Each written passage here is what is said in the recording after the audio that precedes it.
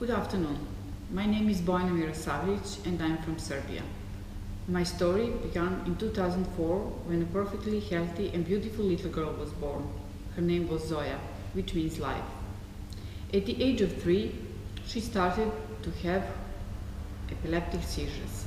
The doctor says it was just ordinary epilepsy and it will pass, even though I planned with them to perform further tests. Soon, she started to forget words. She was losing her balance.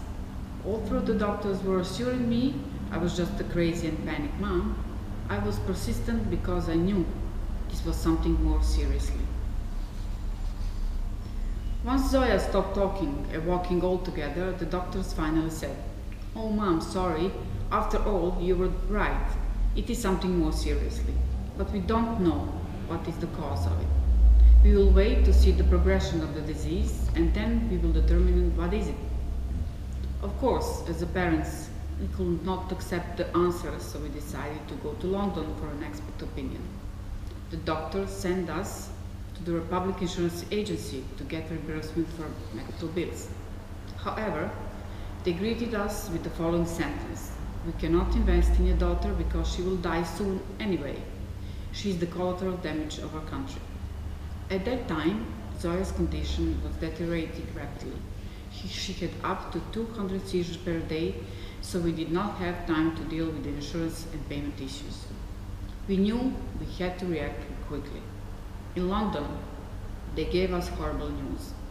Our daughter was suffering from a rare and fatal disease called Batenove disease. That is when our agony truly began. In Serbia, nobody knew anything about the disease, but we were lucky to get incredible support from the BDSRA, a patent disease organization from USA. We decided to start an organization in our own Serbia, and we named it Life.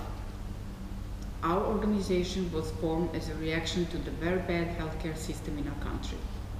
We needed to have an independent legal entity that will fight for the rights of our and other disabled children and their families. Since 2010, Life has been active in raising awareness on rare diseases, fundraising for medical equipment and treatments for children with rare diseases, as well as lobbying to make more medicine and medical aids available to patients. In the meantime, although we were researching for the whole planet for a cure, Zoya quickly became bedridden, completely blind, and had to be fed through a PEG tube because she had lost the ability to swallow.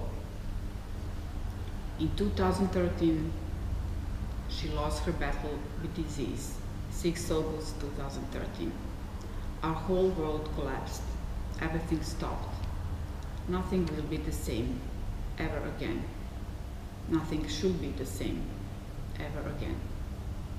Then we realized we had to continue her mission, the mission to help other children and the families. That mission was formulated as Zoya's Law. Officially named the Law on Early Diagnostic and Prevention of Rare Diseases, Zoya's Law ensures then when child is administered to a hospital with symptoms, the doctor treating the child must reach definitely diagnosis in 6 months, or at least send blood or tissue samples to at least 3 medical centers abroad in order to establish a diagnosis. Before this law, children have been discharged from the hospital with no diagnosis, which meant that they cannot receive medicine or medical aids through the regular health insurance system, which was a direct violation of their human rights. 23rd of January 2015, this law is approved by Serbian Parliament, anonymously. In just 1 year, Zoya's Law saved 303 lives. We are aware that no law can bring us our little girl back, but it is our duty to do everything in our power to make sure no one else goes through the pain that we live with each and every day. Although she is not physically anymore with us, Zoya will continue to live through every child that is saved with Zoya's Law.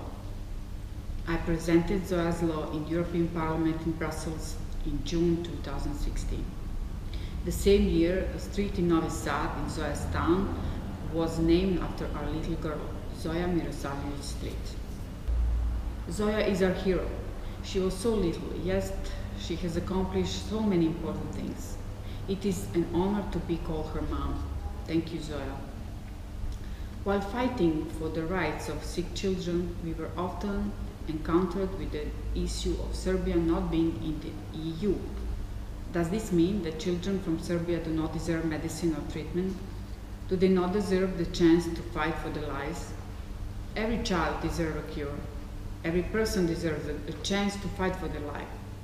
Illness does not recognize state boundaries, and it is not discriminated but where you were from.